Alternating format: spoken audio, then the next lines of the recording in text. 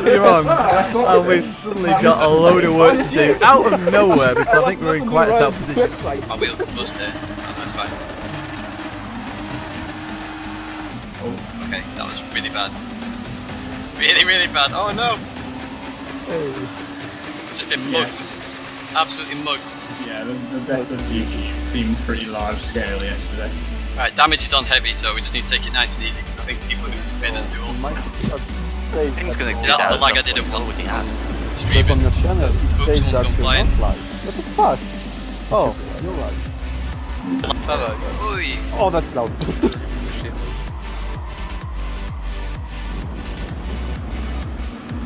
Oh no, no, no! You can say anything, Oh, people. no. Game over. Completely damaged. As we get ready for the race, I'm surrounded by Ferraris yet again, which have been nerfed recently. So after round 6 they've been nerfed, so it'll be interesting to see what happens here. However, we've got to try and compete with them here at Silverstone. I think Silverstone's probably more an Audi track if I had a decent setup. But even so, as we get ready for the race, obviously the leader dictates when we go, so we wait for Jardier to go. We hear him go, we accelerate. Look at the Ferraris accelerating. Honestly, so we go 3 wide into the first corner, and we get tagged. We try and catch, can't catch it. Hit Leon, who's on the outside because I had nowhere to go. And we've got 6 damage on the front here, and we're gonna have to try and join the track with no way of looking to the sides. We're using arrows only. Oh my word, has Pazem made a mistake here? Pazem has made a mistake. Pazem has no fuel, and he's at the start of the nudge. Oh my word, Pazem has made a colossal error here. Should have gone in the pit, hasn't, and is about to run out of fuel. This is unbelievable stuff here in this race. That's who's that? Is it Iceberg going past us? I can't actually tell. It's not actually on the right hand side. There was Noah. Then Nick Meadow goes through as well. And then coming through his last corner. We're going to do this unbelievably as we head towards the line. My teammate is behind me there, Nastowrich. He gives me a flash as well, but as we head towards the line, I'm hoping this is last lap because only it comes up with final lap. I realise, look at this, and we get some flashing going as well. We won the race with an incredible risk. But this is the bit where I go, I can catch up to this now, because obviously Ed was slowing me up a little bit, and I wasn't fighting too much because I knew where it's going to go. But look at that. Look at where we are. And look at this. Oh, what a move. What a move at the exit of the Center S. I love that move. I took the opportunities where I could here. Oh, look how good this is. So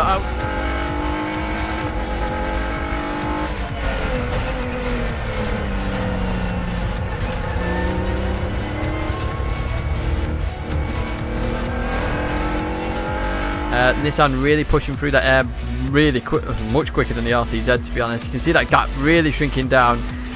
Watch this. Oh, look at that driving. Manu Rodri, well played. I just love the fact that I can race with guys like Manu Rodri and literally side by side in the 130R. So close, so clean. Just what racing.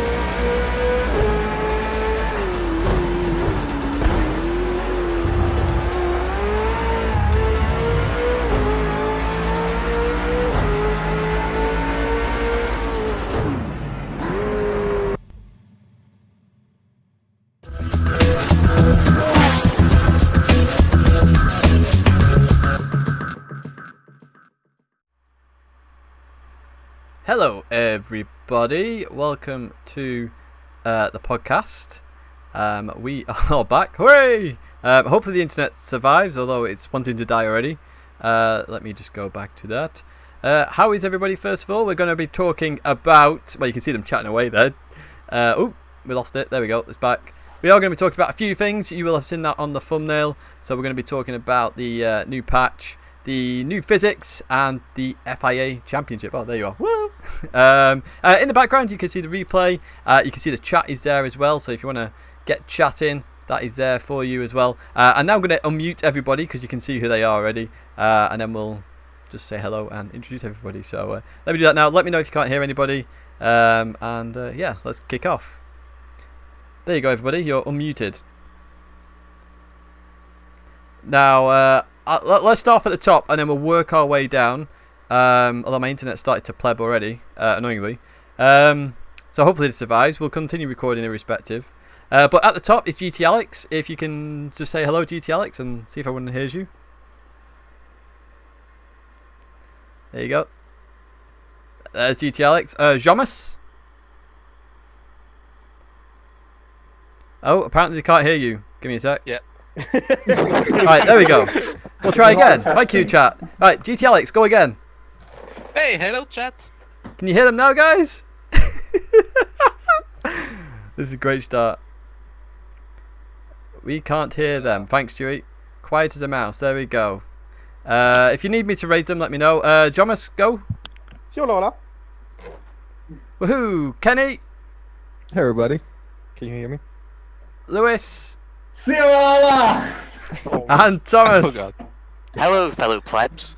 There you go. You see, we're all plebs. So as I say, we're going to talk about a few things. Obviously, we've had big updates recently. Physics, patch, championship, all sorts kicking off.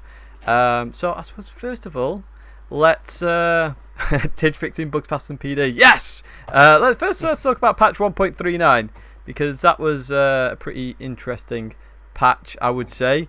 First of all, the track. What are your thoughts about the track? I don't think it's very good for sport mode. Oh Personally. yeah. Good Like I don't know. It feels like it would be a low priority addition to the game, and so I don't know why it's being rushed out since other bigger tracks that we're expecting. But I mean, it's nice, I suppose. It fills a niche, but I think everyone was ready for a new track to race. Your Group 3s and Group 2s, Group 1s around. Yeah, I mean, Reminds me of Cuba. this is a good track for league racing on road cars, but yeah, on any kind of modern race cars, yeah, that's not as interesting. So yeah, Yeah, I that's would just have good preferred for to race A and see B. something else, but yeah.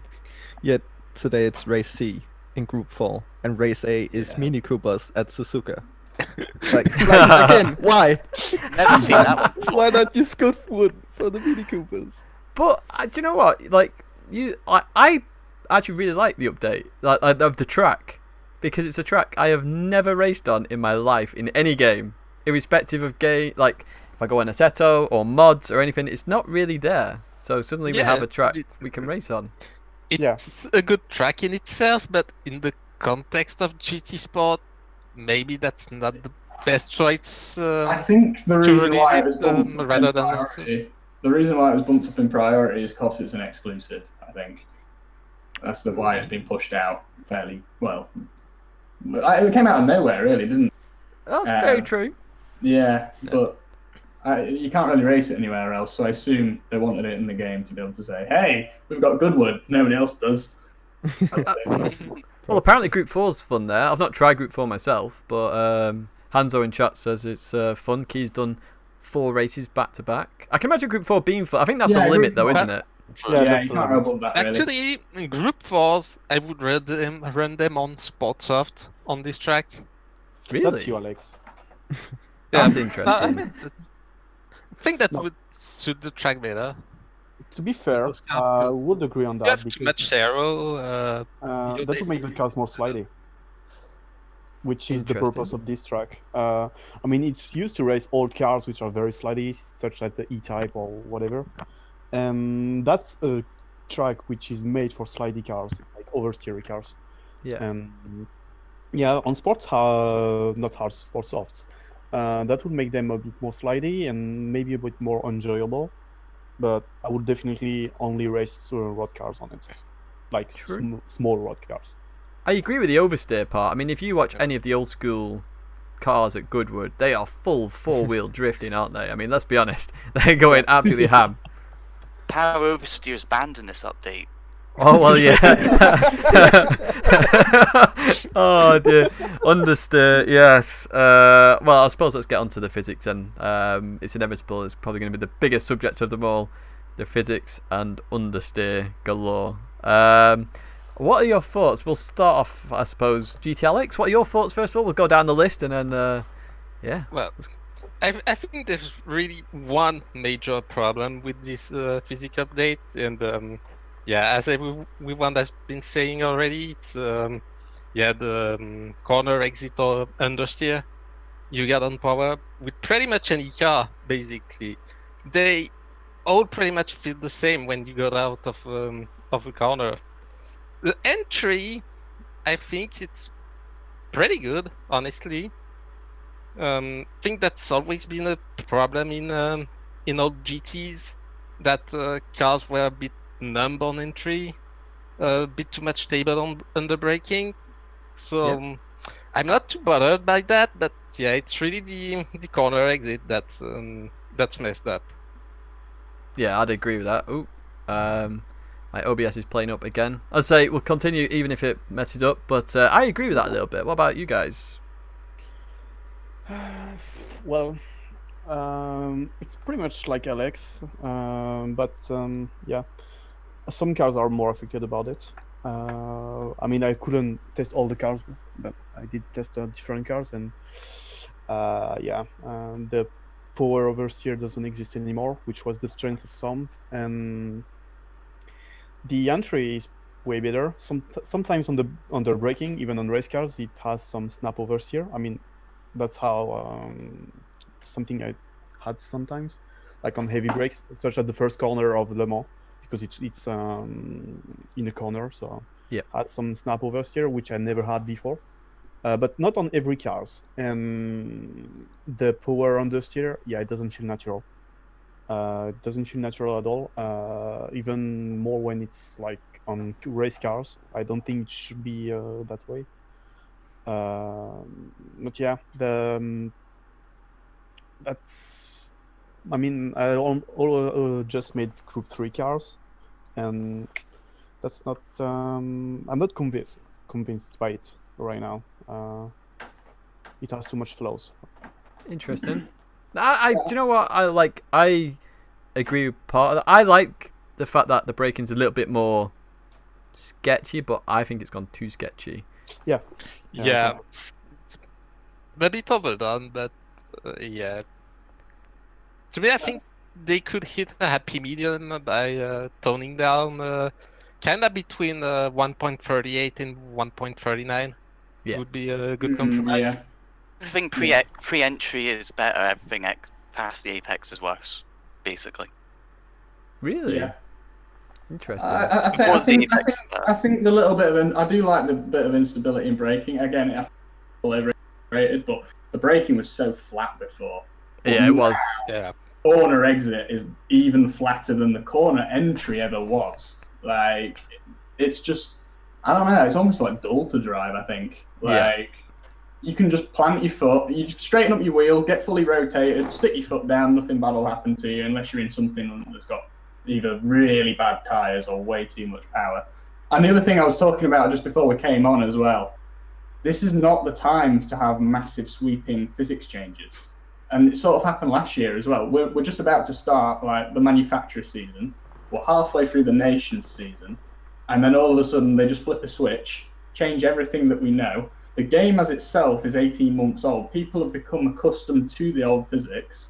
We're generally happy with the old physics. Any major changes you make to the physics engine can wait until the next Gran Turismo game at this point. I don't see why we need to be rashly pushing like sweeping physics changes out the door at this point. Yeah, I'd agree with that as well, because I mean, I just think about your balance of performance for the race that is on screen now, guys, which was Best of British.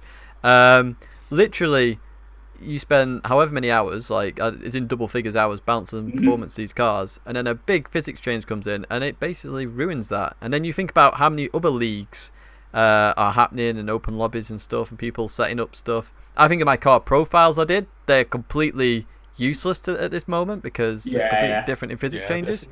So the Sauber before the patch had like massive power oversteer problems, and it was like quite a bit slower than it was after the patch. And then meanwhile, the 787B became the second coming of the Titanic for some reason. Just the understeer that it suddenly gained. The amount that this update exaggerated that understeer is ridiculous. And so the gaps between those two cars just got split apart massively because the two cars went in entirely different directions. So all of a sudden, out of nowhere, from a 10th gap, we went up to like a 5/10 gap. Yeah. They're still trying to turn into the first part of the Porsche curves, I think. Yeah. Oh my word! I've got to say, when I was driving that 787B, I got penalties, and it was just because of the understeer. I'm literally going, "Is this car going to turn now? Turn!" And then the exit actually, weirdly, if I was in second gear, I would get oversteer, but in third gear it was settled and stuff. But it was a choice of crazy oversteer or crazy understeer. No medium there, like literal extremes. But yeah, with like as you said though, with the physics change happening now, it affects FIA, but there's more players playing league racing than anything else. So I look at this and I'm like, imagine if you got a league running and suddenly they changed it like that, and it's like, what? Your entire league is ruined potentially. Yeah, I saw like the Viara Super GT League has got massively screwed up by that. They made a Twitter post like, this car is now completely OP, but we don't have time to do anything about it. And basically that screwed their whole round completely. And even for me, I was doing a LMGT EB OP, and I just finished it like maybe a few hours before the update. And all cars were within, let's say, 2 or 3 tenths, so maybe more adjustments were needed, but it was like a very good basis. And here comes the update. So I had to redo everything from scratch. And that just tells you like how much the BOP has changed with the new physics, right? That when you do a new physics update, you need a new BOP immediately. Like you can't just do a new physics update in the middle of like the official seasons and be like, yeah, just roll with it, just continue from here on now. Like, it doesn't make any sense. I mean, this shows they probably didn't really tested it or not a lot, because if you don't put out the Ferrari. What's that? I missed that one. What it's been doing to the 60s Ferrari apparently, for the major race that you do to gain credits in the Classic League. It keeps on lifting the front up, so it's basically just a big drag car at the moment. Oh wow, really? Oh, if I could only afford that car. Broken. That's kind of shocking, to be honest, though. Like the Cobra, you can do wheelies now with the Cobra. Yeah, Wow. I saw a video about that. It's like GT3 all over again. I mean, Gran Turismo 3, not the racing class. But yeah, I don't know. It's not wise to post these massive sweeping changes when we know for a fact they can't take every single car in the game. Like if you make changes to everything, it's gonna break something that you don't pick up on. And yeah, I don't know why it's so rash. Like why they've just thrown this out there so quickly. I mean, to be fair, if they have to check categories, it will be Group 3 and Group 4, since it's the purpose of Manufacturer Series. Nations Cup is basically a one make or maybe 2 or 3 cars because you have the choice.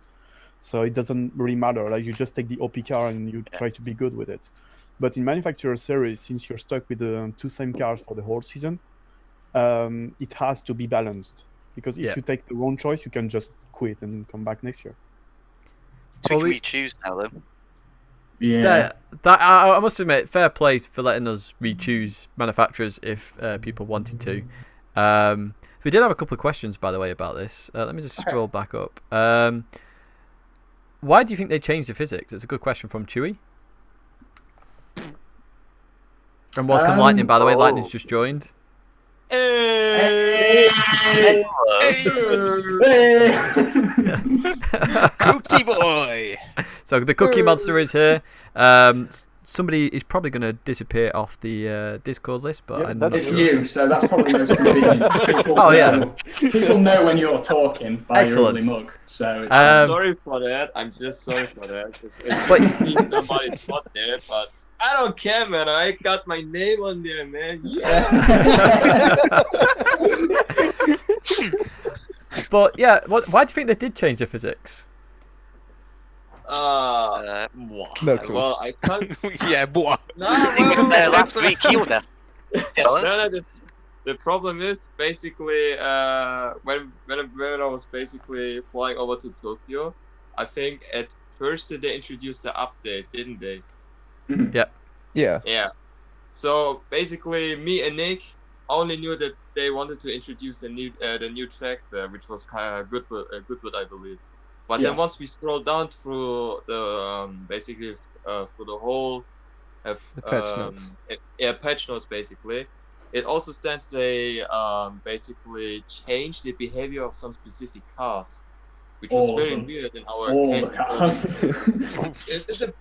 The problem was on the following day, which was the Friday, we needed to basically do the whole races there. And the Japanese guys who were also attending there, they were already like trying out and testing out the whole new physics stuff. While there was me and Nick.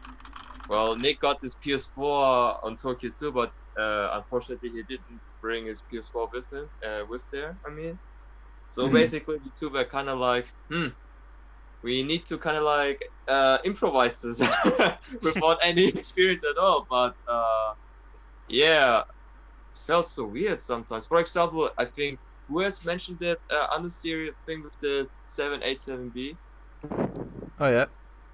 Yeah, because I think this was the third race where we were racing with the Group 1 cars at Le Mans, and for some reason the Sauber Mercedes was all over the top, like through the cornering section.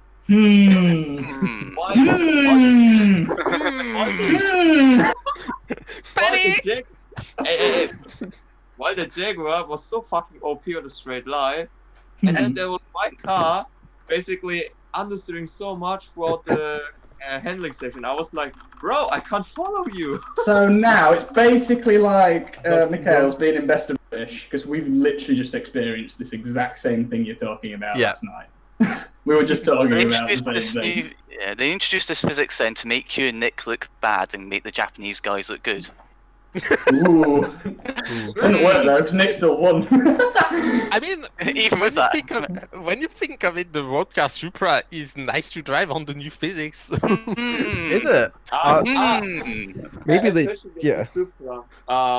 We were doing the qualifying session and the first race with the Supra at Red Bull Ring, but instead of using the sport hard tires, we were using comfort soft.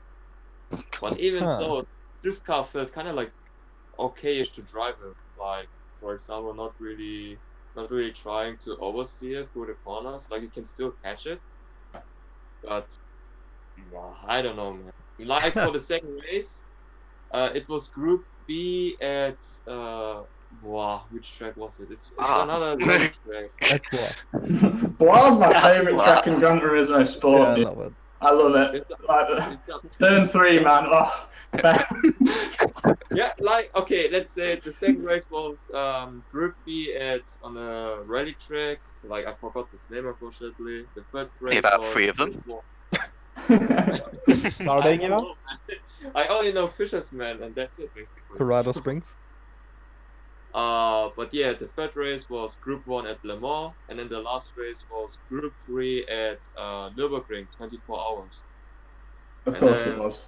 They love Nürburgring. Yeah, when I was also trying out the new, not the new, but basically the Subaru with the new handling model there, it also felt kind of like weird because for some reason this car lost its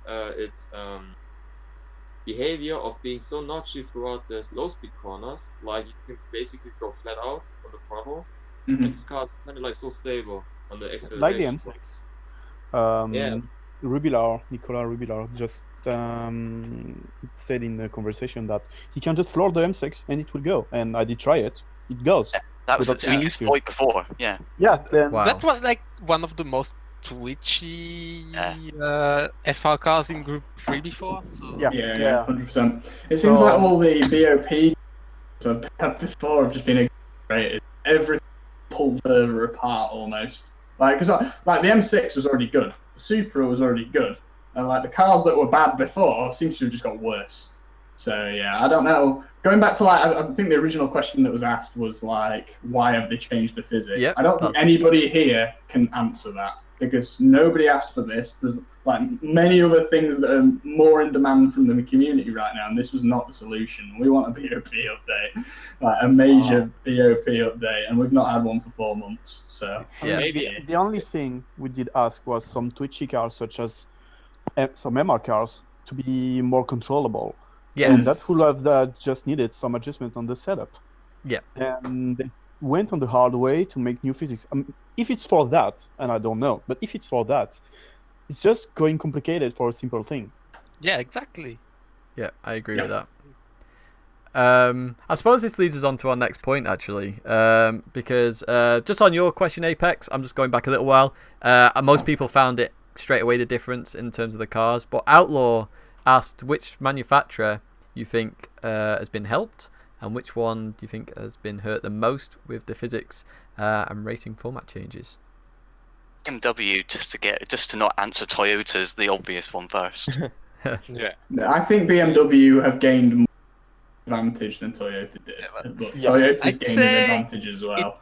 It depends of the tire wear you're gonna have in the races as well, because the MR cars got quite a buff in terms of row pace, but in terms of tire wear, it looks like they just got even worse than before, like we saw on your streams on Saturday, Tidge, with the Audi. It's, but that was braking. That wasn't accelerating. That was braking. Yeah. Also, I don't know. Let's say I don't know if that's the truth, but just for the memes, the McLaren has gotten worse. I mean, it must be. It's a McLaren. So. No, I think he's actually right. The F1 GTR suffers the most from understeer. Now that understeer has been exaggerated, I was 2 seconds off the pace at Majore. Easily. Wow. But what about the new one, like the 650S? Like, what about this car? I mean, this car already has got a shit gearbox settings, as well as a shit LSD, shit brakes. Also, they nerfed its power because it was too OP. Like, what they did is they predicted Mikael was going to pick the 650S one season, so they preemptively nerfed the 650S, so he wouldn't win in the McLaren. And then he won in the McLaren anyway! Wow. But one other manufacturer which has been impacted badly, I don't say that because I was Dodge driver, but yeah, Dodge. And time trial, row pace, tire wear was just bonkers. I mean, Polyphony probably hates Dodge because since the game got out, it only got nerfed. Yeah, but, every time it got nerfed. The thing is, and that's one of the manufacturers who benefited of the physics, is Hyundai. And with the Dodge and Stefanzi with the Hyundai, I was pretty much in the same pace. Maybe I was 1/10 faster sometimes, maybe he was faster sometimes. Like, it was even. And after the update, he was putting me 1 second per lap. Wow. Time trial qualifying row pace in race. 1 second. Fair, but Oh, fuck me. Someone in the chat saying Mazda is even worse now. Wow. That's just got Peggy 18 on the... It's Peggy 18 definitely now on the stream, isn't it? You need to get the Peggy logo up in the corner, and then just like, just have it there. Peggy 21. I'm only just at age for this, damn. Has the FT1 been buffed? I think most Toyotas are now... Well, they were with the tyre wear. Interestingly, Jomas, actually, I'll ask you this because you've done some testing. The tyre wear, you believe is better, right? From what I did test, was Yabagi 1 Group 4, Group 4 on Interlagos and Group 3 on Dragon Trail. It was way better. I was like 15 or at worst maybe 20% tire wear after 3 laps, and not 3 laps of saving tires. It's 3 laps flat out, like 3 laps of qualifying.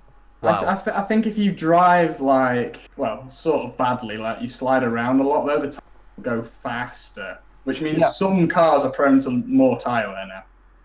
So I mean, I wasn't sliding, but yeah. So should we all choose Toyota as our manufacturer then? Like, because nah. To be fair, one thing I will say with this update, and the fact that we'll get onto FIA Championships in a second, like the fact that the tyre wear has been reduced, I think is actually quite amazing. Now, I have no idea if my video had an impact on that or whatever it might be, but I felt strongly that as the community, and please say in chat, guys, those watching, tyre wear was the biggest thing ruining racing. It doesn't matter which car you're in, even if you're in a Toyota, it was still ruining the racing. So the fact that they've reduced it suggests that they are listening to the community a little bit now, which is amazing in terms of the culture over there. What do you guys think of that? And it took them 6 months to finally listen to us, though.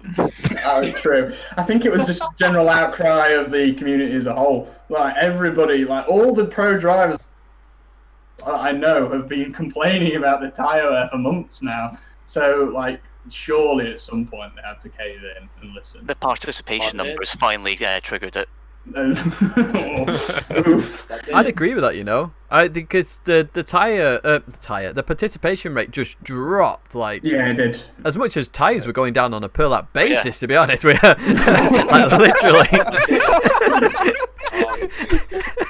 It was absolutely awful. And like you've seen it on my streams, and we've seen it on your videos as well. Literally, you would race and you go, I can't race you because I've got to protect my tyres, otherwise I can't survive. So you go ahead, I'll just stay here. And it's like, what? But then again, for example, like even if the tyre wear has been reduced, like as Jomas said it earlier, with the new physics model, some cars has been nerfed heavily, like for example the Dodge.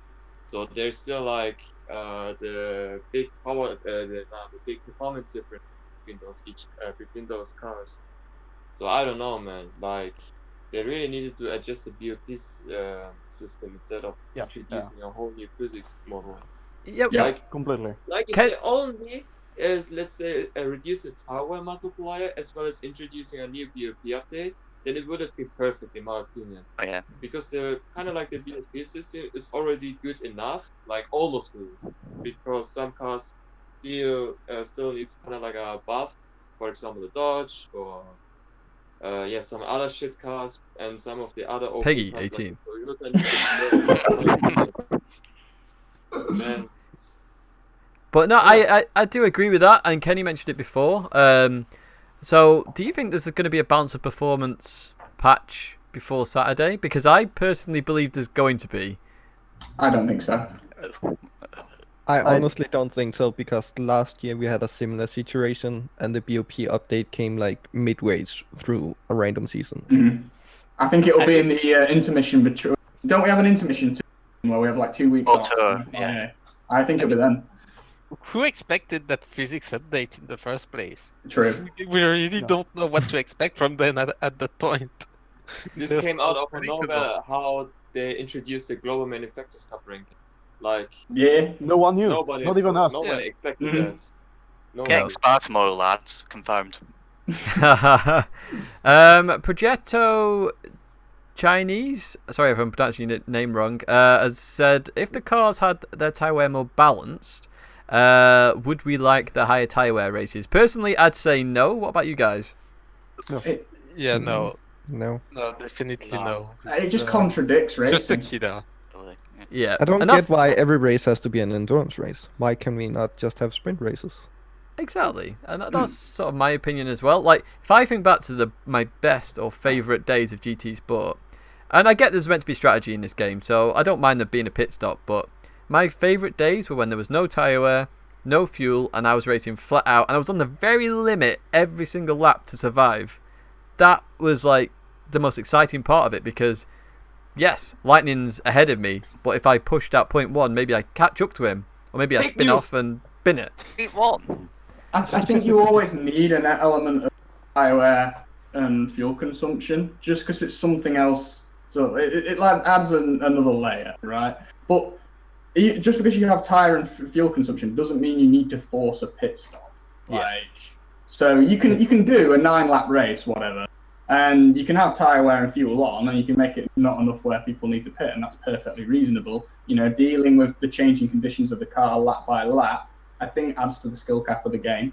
But what people get obviously pissed off at is when they put it on times 20 and then just physically block you from racing because you have to look after those tyres or save that fuel rather than trying to overtake the guy in front. That's where it becomes a problem. It's like racing in Formula 1. Like I mean, if you put the tyre wear at 20 times, it's like one overtake move. It's like you're doing 20 overtake moves instead of one. So that's how much the same strain with a mistake. you put on your tires.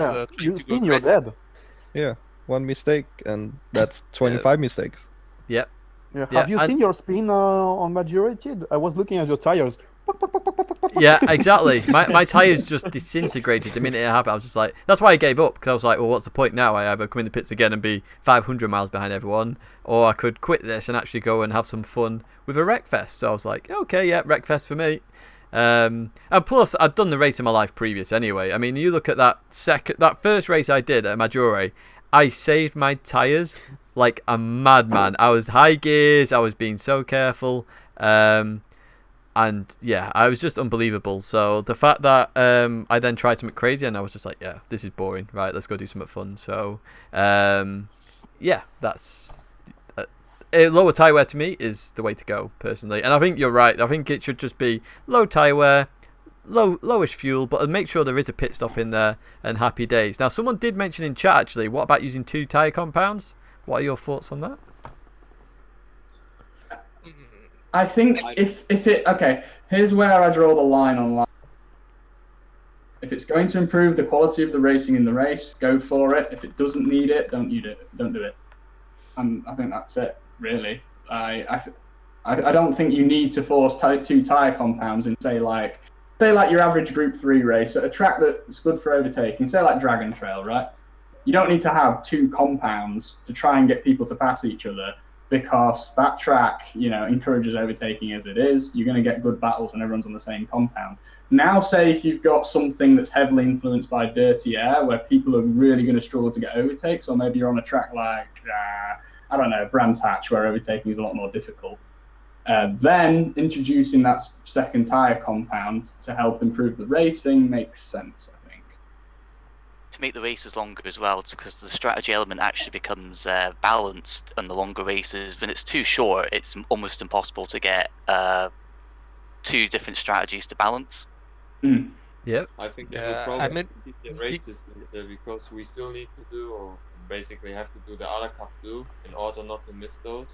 Basically, like how much time do we have left anyway after basically finishing one specific cup? I think we still have got like 20 minutes left. Yeah. At least, yeah. Well, yeah. I doubled the race distance at Suzuka, and it worked out perfectly. Literally, I doubled it. Same practice, same qualifying. The race was about 35 minutes long. It's perfect to me. No. Yeah.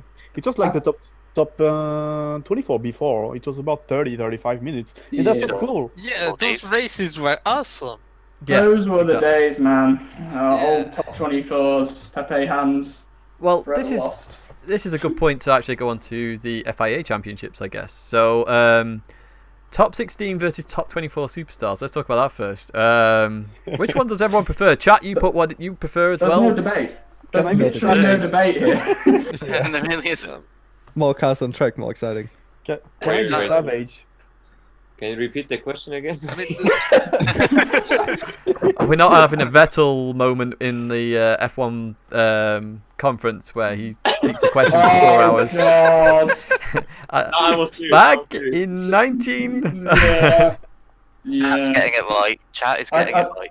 Yes, well played, chat. I believe in that as well. 24. In fact, I prefer 30 on track personally, but 24 will do for now. Save the frames. I want to say something about it. What's the point to have a top 16 superstar race when every race is already a top 20 superstar race? That's a good point. Exactly. Like every single top split in EMEA is about more competitive than the top 16s. It's Yeah, the biggest race of the season. because the thing is, like last year, there were more cars, 24 cars. So that was like the hype was there. It's more cars on track. That's more people to follow, etc. Yeah, it makes the race feel special when you have 24 cars on track. The other Rather thing than 20. was it was one attempt before on 5 time slots. So the field was basically spread into 5 time slots. Yes. Yeah, And that's also this bad. forced everyone to get into this time slot. So you Yes. couldn't hide in the last split, well, like I did last year, and go Yeah. to the top 24. Honest, yeah. So, okay, here's why, in my opinion, so brilliant. Because what they did is they built up to a pinnacle. So you had like your 5 base rounds, And then, obviously, at the end, the 6th round, back in test seasons days, was the top 24. Now, obviously, you had people split across all those splits, like Jomas said, in the first 5 rounds. And then the 6th one is where they brought everybody together to a race that everyone was looking forward to, in a race that felt special because there was more cars on the grid. And in that race, you have your one chance, and it's worth massive points, so everything's on the line, and anybody can still win the season. Yeah. I liked that personally. Like, it really encourages that factor of racing where you have to get this right now in this race, or you're doomed. And that happens in real racing, and that's how racing works to some extent. And we've completely lost that feeling now. And let's say you have a crazy strategy you think of, and it works, like I did last year. No way I could have been 3rd of Europe last year without this strat. And making the no-stop on Le Mans and making crazy things. Khkenni, you can talk about it. I literally took the map and say, oh, okay, so from that to that is map 1, then map 2. He had the most crazy strategy. And it worked perfectly, and I finished 3rd of this race, then 3rd of Europe. But yeah. Now, to be fair, I'm happy to be in the top 16 Superstar, but I feel sad to see less cars. And if you're out of the top 2, it's worthless. Whatever. So you just go again in the next time slot. Yeah, sometimes it's even better to go to the next, the 10 minutes after one, because you don't have the aliens, and you have decent points. It's like going to a 1.5 split. Yeah, Key mentioned actually. He said he went for the strategy of literally because me and Belling got in the top 16 Superstar race, and we were 35th, 40th, I don't know, somewhere down low.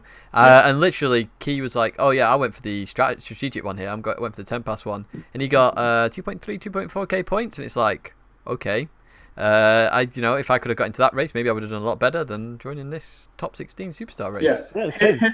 Here's the issue, right? If they have top 16s mid-season, or top 24s, whatever, they can't put a high points bonus on it because obviously the winner will basically win the season early. They'll be untouchable. That's fine, but this is why top 16s being mid-season are broken in their very fundamental. The top 16 or top 24 should always be at the end of the season. It should be finale, the thing that determines the winner, and then you can put a higher points bonus on it. Yeah, because it doesn't matter then. So yeah, exactly. That's what I always really liked.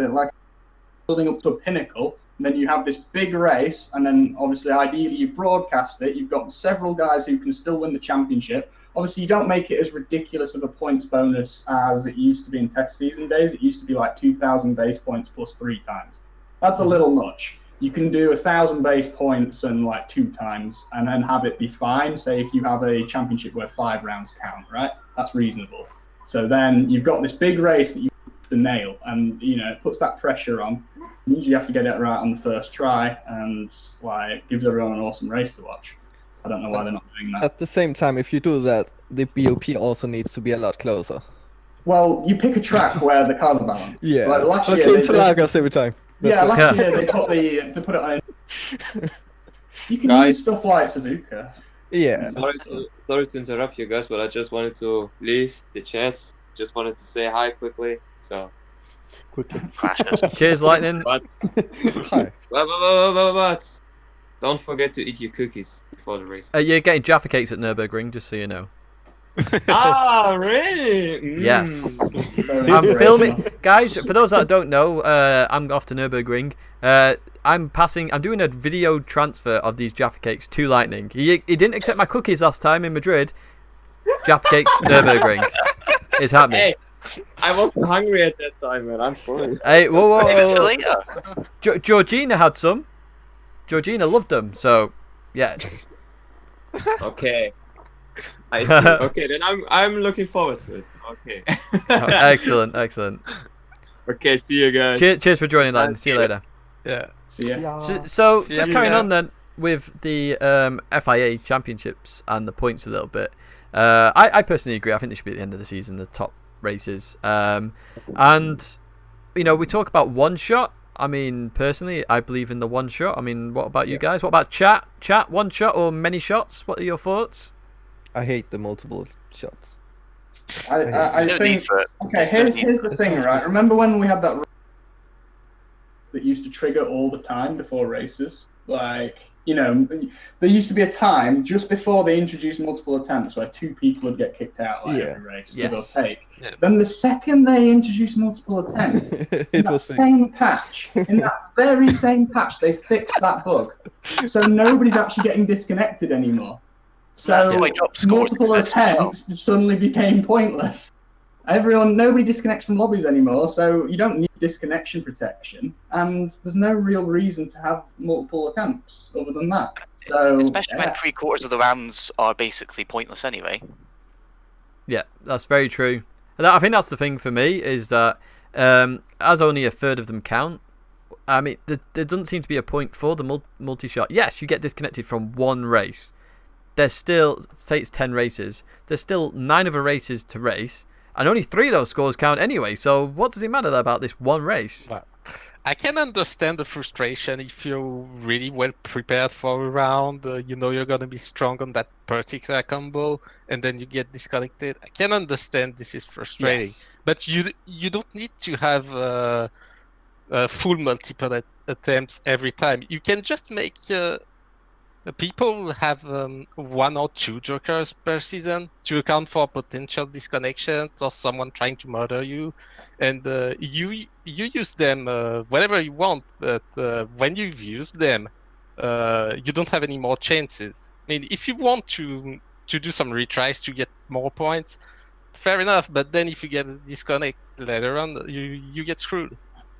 And that would be, I think, a fair balance for the potential issues, but yeah, the one shot should be the basis, and then maybe add a countermeasure, but nothing more.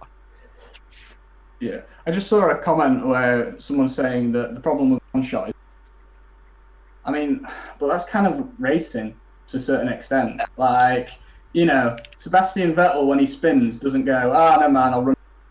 Like, I mean, the fastest driver doesn't always win, and there's elements of racing that should be preserved. Like drivers' reputations should matter, not people going, oh, this race doesn't count, so whatever, doesn't matter if I hit someone, doesn't matter if I crash. I feel like that's a part of racing that should be preserved, personally. Obviously, everyone should try and race fair. You should have a good penalty system in place to punish people punting people off, which obviously, arguably, we don't really have. Mm-hmm. But yeah, I don't know. I don't think it's an argument for letting people race 3 times. The fact that you might get punted off by somebody else. Yeah, I mean, last year, before the first top 24, I could enter it because of my account, because it was based on the age of your account, but whatever. I've been punted into the very first corner of the race, dropped back to P23rd and went up to P12 or something, and I'm still being able to catch the points and with that one attempt, and I also skipped the karting race, and I'm still being able to be qualified afterwards. So yeah, I would definitely say 1 attempt for the hype of the race, like it's your only shot and you have to be good in it. It will also spread the field into those 3 slots, which will make second split less strong, and I think that's the next point you want to talk about. Yeah, pretty much. I mean, it's great to talk about that. Just before we do get onto that, though, a couple of guys said about they wanted multi-shot. Those guys who wanted multi-shot in chat, would you compromise that? So this is an interesting thought. I don't know your exact reasons for the multi-shot, but as GT Alex mentioned, a joker shot. So potentially each round is 1 shot, and maybe you have 1 joker, which allows you to do the race a second time in one of the rounds. Is that something you'd look at, or would you just want multi-shot constantly? It'd be good to hear that in chat. But getting onto that second split then, obviously there's a big thing at the moment with the top lobbies. So this is going into more the guys trying to qualify for the the world tours, the world events, the finals. Second split can offer nearly as much points as the first split, especially at the start of seasons. It's very close, and literally the minute you drop to 4th, 5th, 6th, 7th place, it's literally you could be better in the second split. And the total race times do differ by a substantial margin. And then getting to the third split, which is still beating top split, there's guys in, like, no offense, DRC drivers, they're beating top split players. It's not fair in my opinion. I mean, you guys in chat, what do you think about that? And you guys in here, what do you guys think about it? Chicks to the converters in here. I've had a solution drafted up for this for ages. It's you just give the top lobby 2,000 base points, you give the second split 1,000 base points, and you give the third split 500 base points. Done, fixed. Like, yeah. I can only agree. Yeah. Because if you finish last in the first split, you can maybe make the race of your life against the best of the region, but you will have 0 down points. Yeah. But I mean, that's pointless. I saw somewhere, I don't remember where exactly, someone mentioning you could make a base point system based on the average DR of the lobby. So, like, it would balance all the lobbies, not only the top ones. Yes. Yeah. Well, that's what I was thinking to some extent. So, imagine taking the top split lobby and takes an average of 70k. That should generate a base point formula of whatever that might be, and that same average is worked out in every single split that you can think of. That way, even if you're a DRC, you're not being beaten by DRDs necessarily, because you still want to know where you rank in your country. Like, I look at it sometimes. The first race of this season, I got 700 points. Does that mean I am rank 300 in this country? Probably not. Like, not sounding big-headed, but I'm not, I should be a bit further up there, let's be honest. So in reality, shouldn't I get like 2,000, as you say, and be in the top 20? I could put myself in the top 20, in my opinion. And I want to add something about that, is during this season with Dodge, on Autopolis and Willow Springs, I didn't make Autopolis, but I did try hard Willow Spring with Belin, and Belin did Autopolis. So we are both top splitters with above 70k TR. And on those 2 rounds, we've been outscored, and not by like a few points. Like Willow Spring, we've been outscored twice. I made 700 points, he made 1k4. The guy had 35k DR. He's not even A+. He's just mid-A. Mm-hmm. And I know this guy. He maybe 1.5 or 2 seconds slower. I don't want to be rude, but when we raced together, it was pretty much what it was. Just 1.5 seconds. And he scored more points than us. Not like it will matter for our personal points, but it would matter for the manufacturer's points, because there's also that based on this point system. Yeah, I suppose that's a big thing actually. When you look at this point system in terms of the manufacturer series, it actually gets quite serious, because if you look at EMEA, I could get, or as you said, Jomas, you got a really low amount of points. Somebody in split 5 gets a certain amount of points. They're ahead of you. They potentially actually help your manufacturer actually get up there, but you're not the leading driver even though you're in the top split.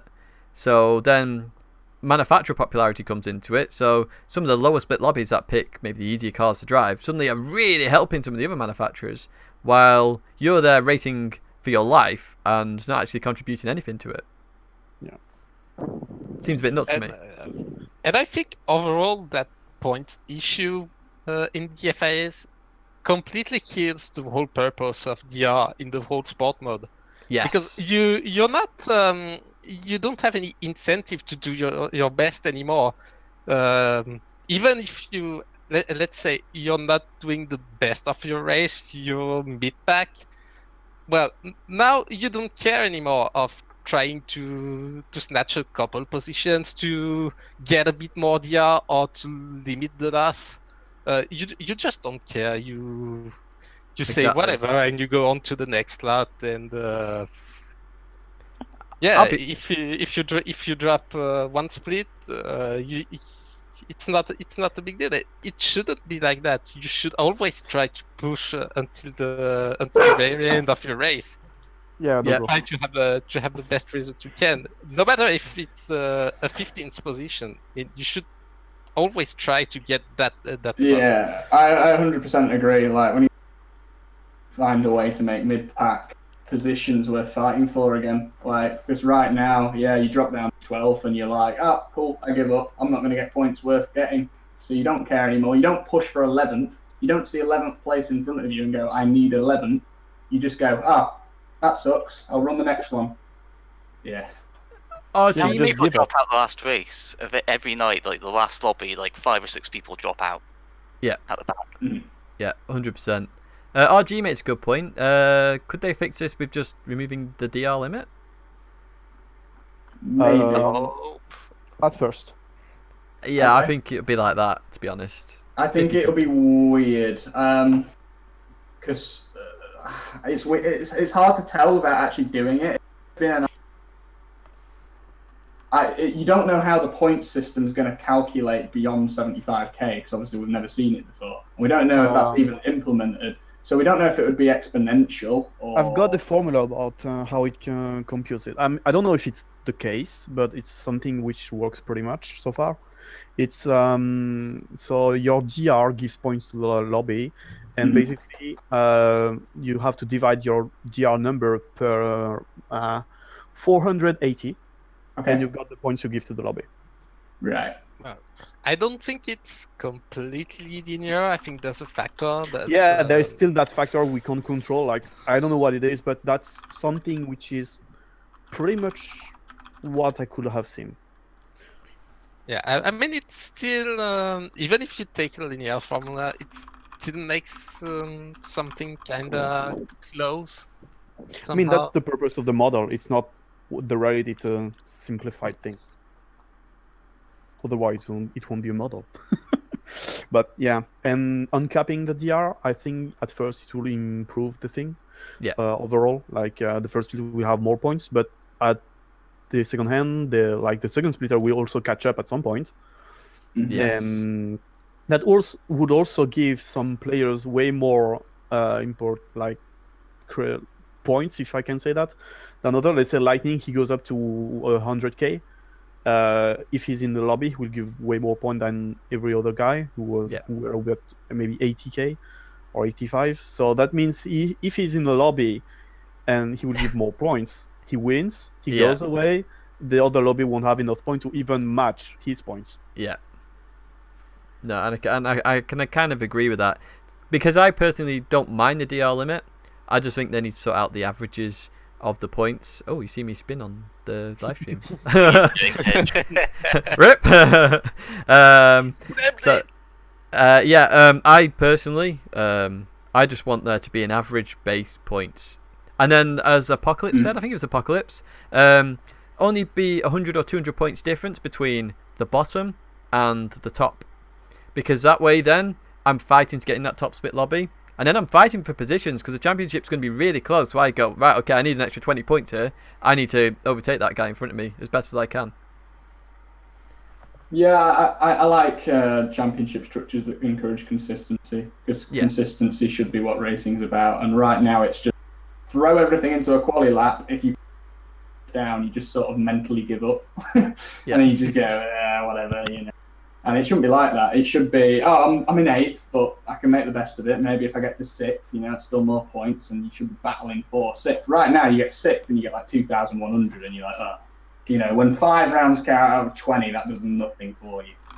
But whatsoever, in terms of general structure, I'd say the upper split will score whatever points, and the split under, the winner has to score, let's say, 10th or 15th. Maybe something like between, maybe 12 or at least out of the first half of the upper split. If you look at the quality times, on average, it is about 10th to 12th, where the top of second split gets comparison to the top lobby. You get someone who gets like first or second in split 1, but that's an alien who's dropped their DR.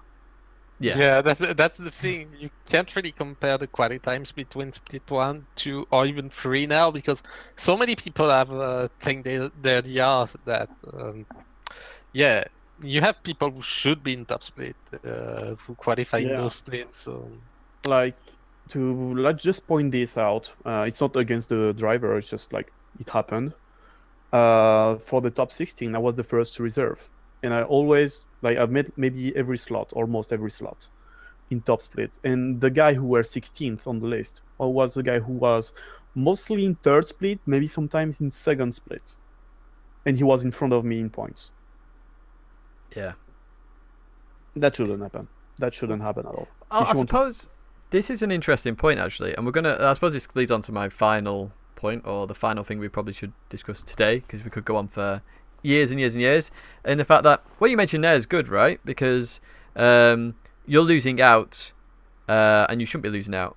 But then let's look at the global manufacturer side of it in terms of the points and the point system there. So this is specifically about manufacturer series for those guys who aren't aware of how the FIA works. Basically, all regions count towards the points, and regions like Oceania have the same weighting as EMEA and North America, South America, and Asia. What do you think about this? Because to me, and I've seen it in the WhatsApp groups and stuff like that, Oceania basically, they decide who goes. Pretty much. They do. Yeah. Well, how would you solve it? It's like treating the Premier League and League 2 is exactly the same. Yeah. And that's no offense to Oceania players either, by the way. We're not saying any like the top level of every region is at the top level, irrespective. What we're saying here is Oceania, for example, Nick Mikosi. Nick Mikosi is ridiculously fast. He has a much easier time in Oceania. If he came to EMEA, I did a spreadsheet of qualifying times. But basically, in EMEA, he would have qualified like P16 in the top 16 superstars. He would not have got the same amount of points as he would have got in Oceania. But then he gets 40 points, or however many it was. Suddenly Mercedes have a huge buff.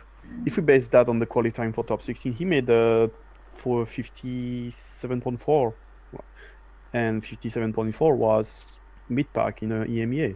It was. It was your time, I think.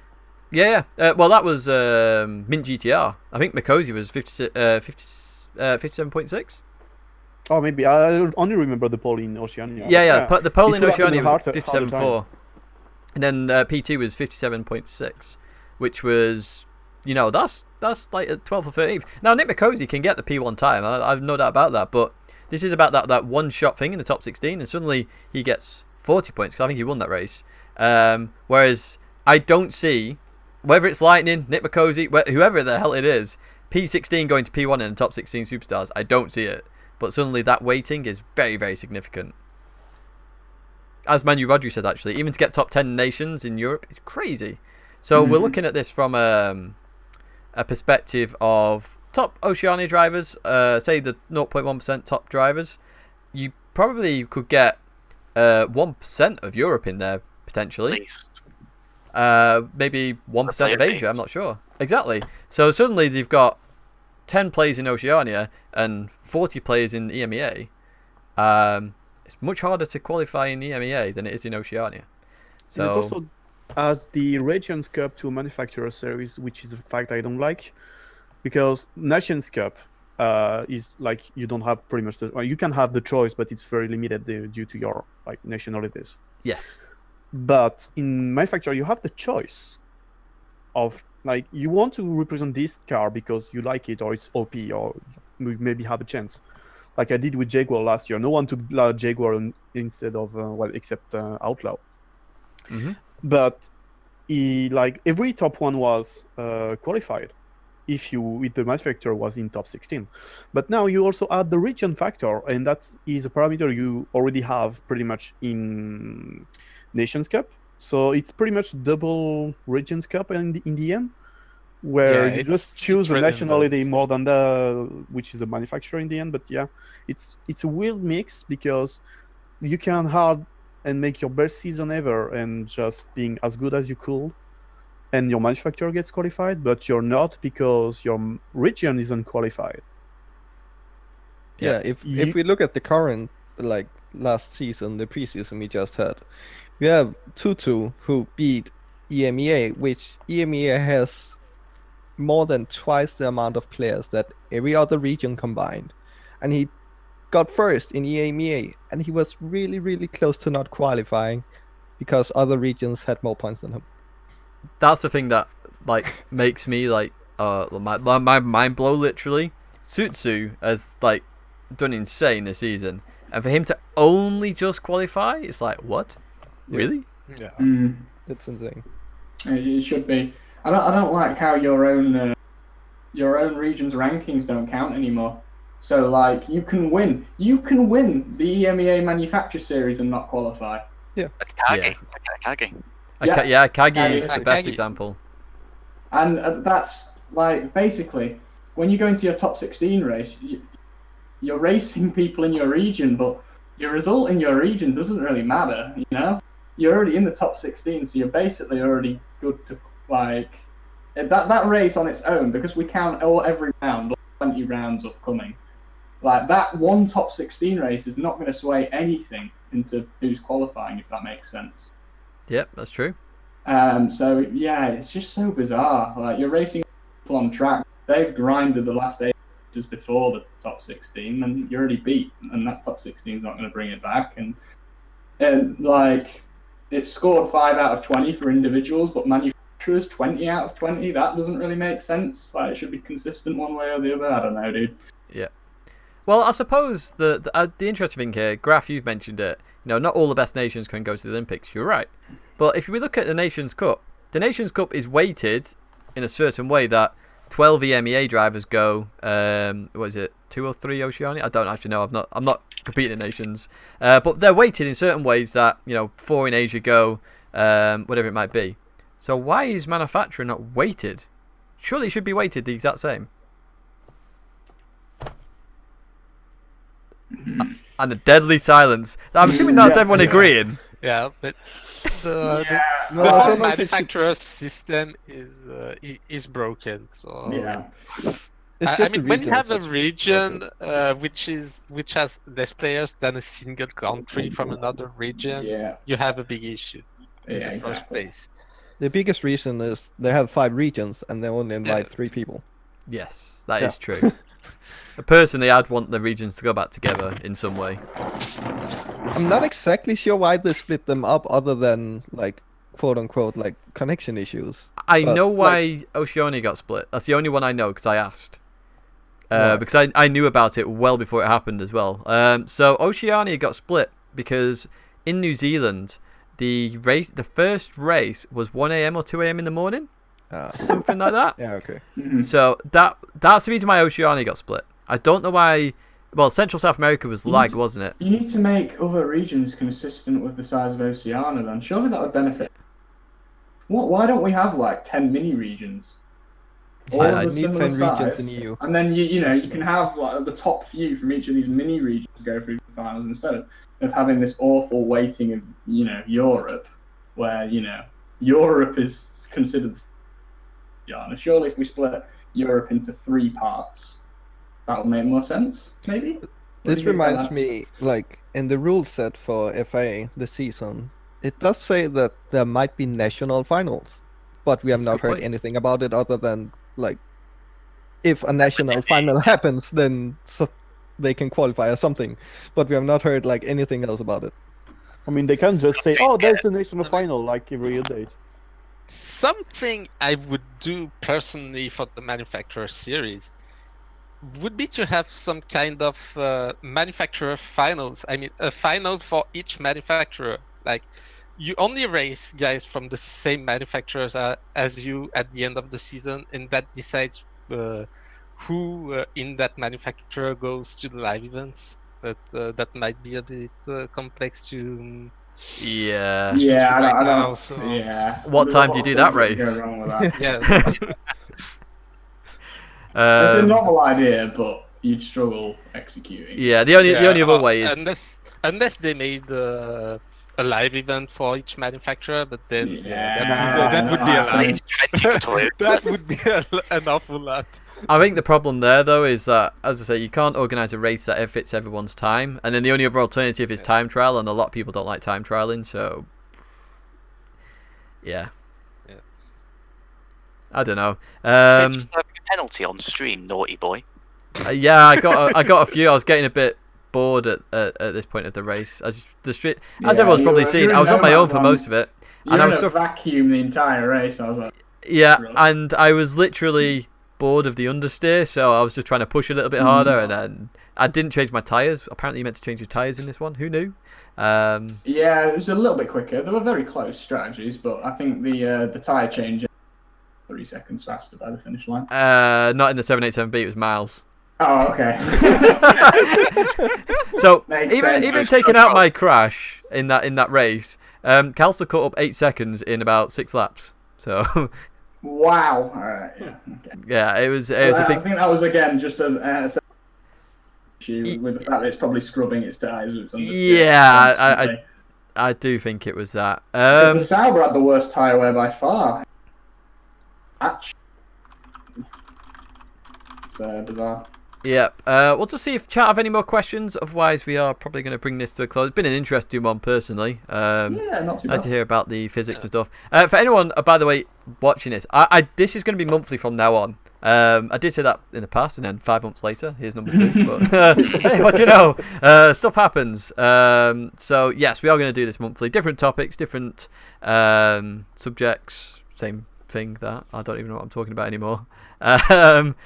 I'd like to ask which manufacturer each of these drivers are signing for. I'm not sure they're going to get revealed here, Ed, to be honest with you, and that's good timing with the Le Mans ending there, if I'm honest.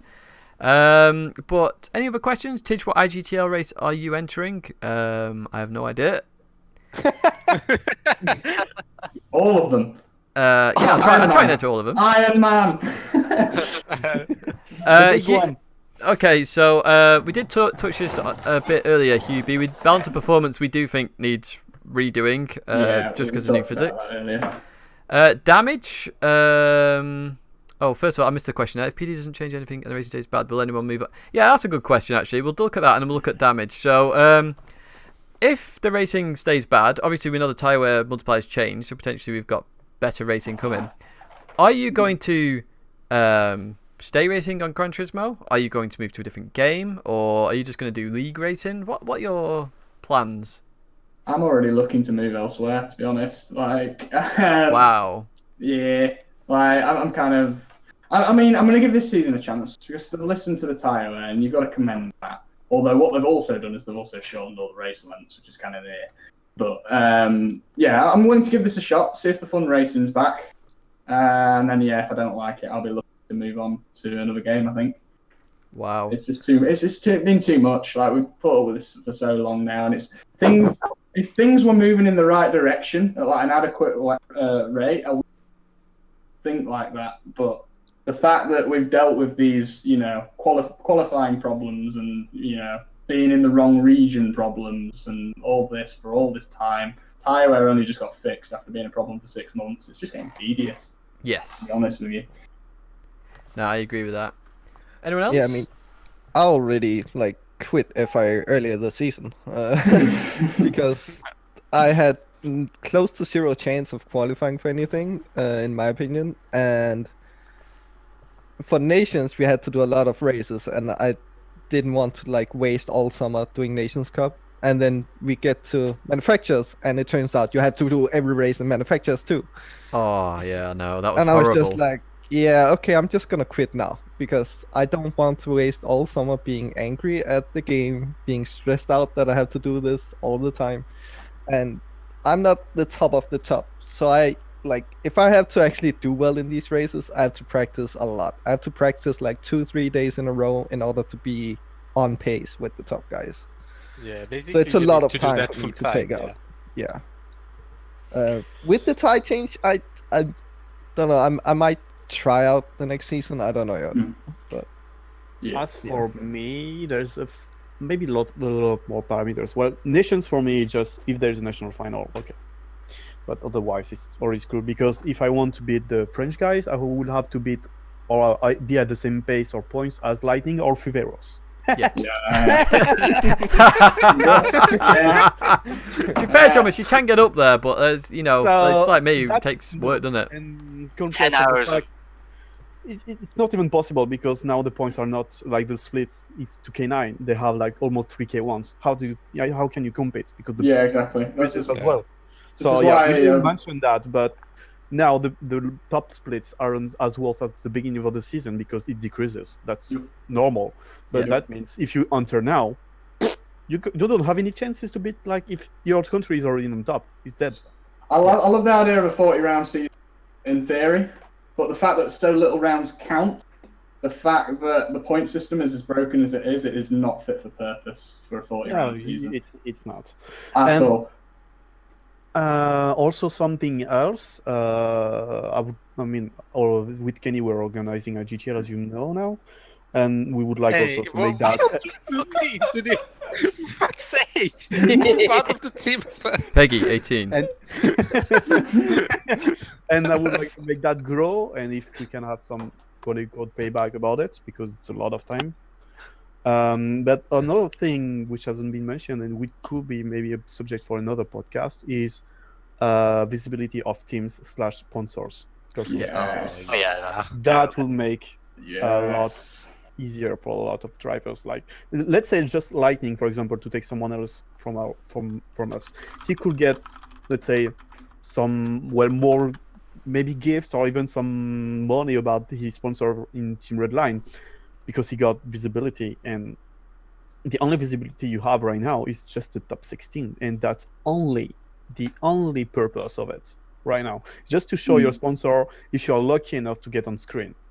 Yeah, exactly. Yeah. That's the thing about nations, is I'm just thinking, what's the point? At the end of the day, there is no rewards as such. I mean, there's a trip. I mean, if you're the best of the best, you get a weird-looking trophy and a posh dinner at the FIA gala. Yeah, you got a watch, a trophy. We've forgotten about. And that's it. I mean, that's the let's say the trips, going to countries, etc. That's awesome. They pay everything. That's awesome. But I mean, you can't live about it. You can't live of it. So at some point, it would be big at first because it's the hype, the first time, etc. The second time would be like, okay, we've seen the guys making that, so we just try to get that it's our turn. Like Tsutsu, he didn't make anything last year because he did quit. This year, he will be most likely everywhere. Yeah, but for sure. Despite, like, okay, you've been paid, etc. But I'm sure there is a way to have the teams involved in a way, such like there's Tom who we're waiting for coming, but he won't come. But yeah, let's say Veloce, Lazarus, and other teams like maybe ERT, but it's another level. Maybe GTA. I don't know much about GTA, to be frank, but maybe they're slackers. That's all I can tell you. But yeah, I mean, like, very big teams could have things about it. And what the fuck does that?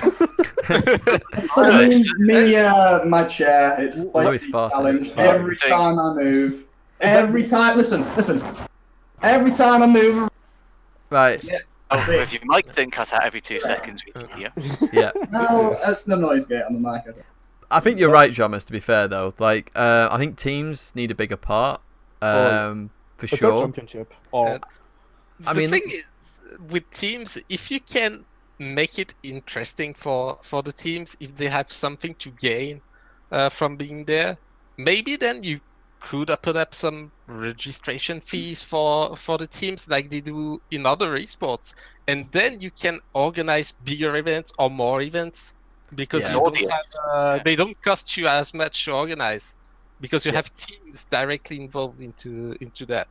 So, and I suppose go to arenas as well, not these sort of posh venues where you get zero crowd. You get no money from just the dev team watching.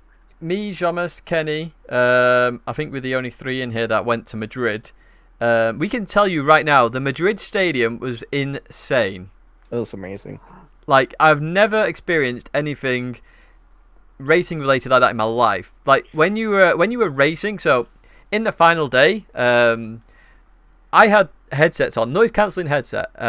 So did Jomas. Khkenni, you were spectating, I imagine? Yeah. I could hear and feel the crowd on the stage. Yeah. I'm racing. Yeah. I'm like, and I know Koke's doing well because that's why they're cheering. They're like going absolutely bonkers. And I'm like, okay, Koke's made another pass. I don't even have to look at the screen. I know what's happening. But the stadiums are amazing. Blah, blah, blah, whatever it was in Paris. Yes. Yeah. And I think that's the thing that they need to capitalize on a little bit, is actually, people watching these events as my internet starts to die again. So we're going to ask one more question, if you don't mind. Like, everybody is like, hey, can we join these events? I did see it as interesting. There's an interesting question. It went past like ages ago though. Somebody was asking that whether you think people will get bored of seeing the exact same people at every World Tour this year. Like, what do you think of that? Because last year we had regionals, which obviously mixed things up. What do you think of this? That's a good point. And you know what? I mean, Jomas can tell you that that's what PD want. Pretty much, yeah. They want to at least have a few drivers, such as Lightning, and now Tutu, because he's like part of it. Maybe Fiveros, like the guys who you see pretty much into the videos they post. They want them to be quote unquote popular and have some. I don't want to say underdog, but like new drivers who comes out of nowhere and try to compete against the established driver. Yep. Like you have fixed like maybe 5 or 6 players who are pretty famous, like me, for example. He's I think one of the most popular. Teach because of your channel as well. Oh. Yeah. Other than that, they want like other drivers, and that's. I don't want to say maybe that's why it's such a mess into the points, but this contributes to have like a randomness into the second part of the qualified, and quote unquote, no pants about that, but just like trying to put words on that, and trying to have the new team versus the established and see how they compete, and maybe have some drama. And they want drama, and they don't have drama. Because we're so nice to each other after the race, we like whatever, and they want drama. And don't give drama because we're just a bunch of friends. There's nothing. And there's no prize. And there's no prize as well. A side watch. That's true though, isn't it? Let's be honest. They tried to big up the old Adam and Giorgio thing like crazy, and then it's like they're in the same team. I remember speaking to Adam about that, and he was like, and then he was like, he saw it once when they were getting ready. Like, Lewis, you keep cutting out. Is it still going on? Yeah. I think it is the noise gate on the microphone. Yeah, I think it. Everything we need to hear, we don't play hear. with it. It doesn't have I know. to. Lewis, it's like Madrid and fill in the blanks. yeah. Oh yeah. So yeah. Okay. So No, sod it. Can't be asked. Peggy 18. Right. I'm not going to hear you anymore. So I'm gonna just put a couple of questions, quick questions now. So Dynamic Racing League. You asked this like 3 or 4 times. I didn't see it. Do MR cars need a nerf or do FR cars need a buff? Quickly go with that question. We'll find out on Saturday or whenever the next Group 3 race I don't think it's that clear cut.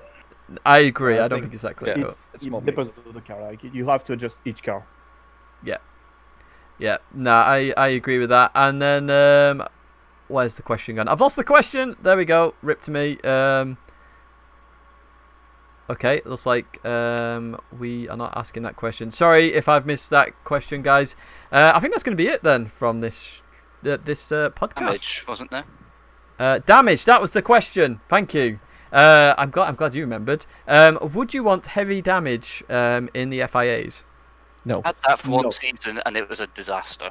No, the races are too short.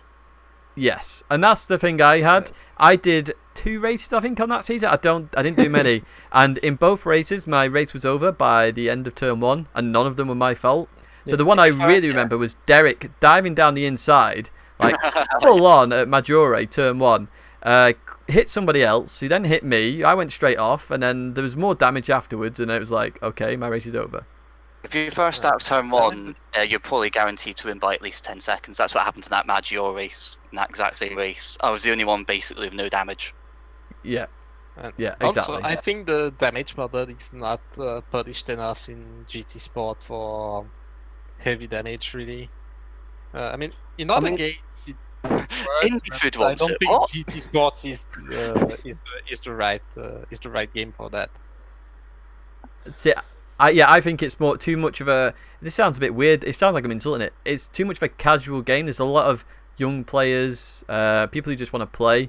that heavy damage would just ruin their racing as well. I mean, if you look at some of the lower split lobbies, when you did that Bathurst, Jomas, because I accidentally lowered your SR, yeah. You weren't the only one. So when you did that Bathurst race, everybody was everywhere. There was crashes going on all over the place. And to be honest, their races would have been ruined 3, 4, 5 times as much. So in my opinion, it would just make it even worse for them.